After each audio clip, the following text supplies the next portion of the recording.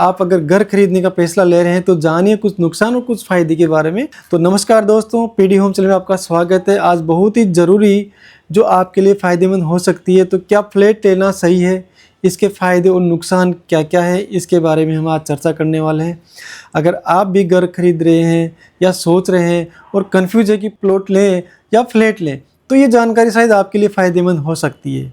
तो चलिए फ्लैट लेने के फ़ायदे, इसके बारे में advantage of buying A flat, मतलब फ्लैट लेने के फ़ायदे आपको क्या क्या हो सकते हैं, तो चर्चा करते हैं। नंबर 1 पे आता है रेडी टू मूव। फ्लैट लेने के बाद आप तुरंत उसमें रह सकते हैं, मकान बनाने का झंझट नहीं रहता है दोस्तों। बहुत ही कंफर्टेबल आप सोच सकते हो, विचार कर सकते हो, जाके तुरंत रेडी टू मूव में रह सकते हो। टॉपिक 2 है गेटेड सिक्योरिटी और सुविधा, जहाँ पे 24 hour security, CCTV cameras, guard, intercom आदि होते हैं। तो बच्चों और बुजुर्गों और महिलाओं के लिए सुरक्षित माहौल भी वहाँ फ्लैट में नज़र आता है आज के टाइम में। सोसाइटी सुविधाओं के अंदर बात करते हैं तो क्लब हाउस हो गया, gym, swimming pool, garden, play area जैसी कई सुविधाएं। नंबर 4 पे आता है लोकेशन और कनेक्टिविटी बहुत ज़रूरी होता है फ्लैट ले रहे हो तो आप। ज़्यादातर फ्लैट प्रोडक्शन शहर के अच्छे और कनेक्टेड इलाकों में होते हैं, जैसे वहाँ पे नियरेस्ट में क्या क्या है, स्कूल, हॉस्पिटल, मेट्रो, मार्केट, ये सब आसपास फ्लैट के नज़दीक रहते हैं। नंबर 5 पे आता है बैंक लोन और टैक्स बेनिफिट्स पे आपको मिलता है फ्लैट लेने से। फ्लैट्स पर आसानी से होम लोन मिल जाता है, ईएमआई और टैक्स छूट का फ़ायदा भी मिलता है, जिसमें आपको सारी सुविधाओं के साथ आपको लोन उपलब्ध हो जाता है और अपना एक फ्लैट मिल जाता है। नंबर 6 पे आता है कम मेंटेनेंस आता है। कम तो नहीं आता है, ज़्यादा आता है मेंटेनेंस, क्योंकि अलग अलग सोसाइटी का अलग अलग वो रहता है। तो आप जहाँ पे ले रहे हो सोसाइटी में, वहीं पे आपको मालूम चलता है कि इसका मेंटेनेंस कितना है और कितना ज़्यादा है। तो चलिए अब शुरुआत करते हैं फ्लैट लेने के नुकसान। पहला पॉइंट आता है इसमें लिमिटेड कस्टमाइजेशन।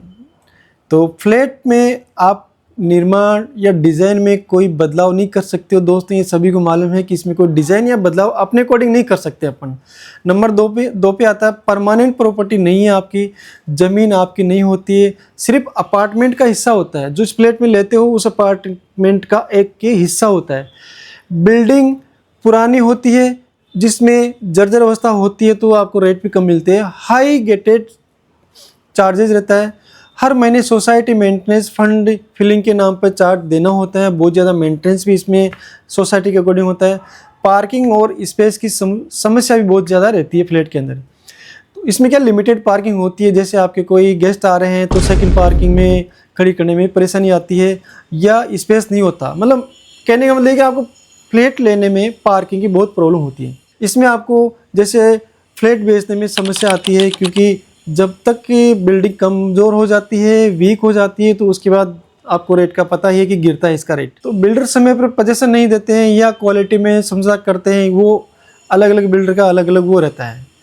तो कंक्लूजन तो यही निकला दोस्तों, अगर आप चाहते हैं कि आपको सुविधाओं के साथ में भरपूर एक रेडी टू मूव पर शहर के बीचों बीच लोकेशन हो और आप मेंटेनेंस या सिक्योरिटी को लेकर टेंशन नहीं लेना चाहते हैं, तो ज़रूर आप फ्लैट में जा सकते हो। अगर आपके पास बजट है तो आप ज़रूर जा सकते हो, क्योंकि मेंटेनेंस वहाँ पे लाइफ टाइम हमेशा चालू रहेगा। लेकिन अगर आप ज़्यादा ओपन स्पेस, अपनी ज़मीन या मालिकाना हक और लंबे समय तक के लिए निवास करना चाहते हैं, तो प्लॉट आपके लिए बहुत ही बेहतर, शानदार और अच्छा रहने वाला है।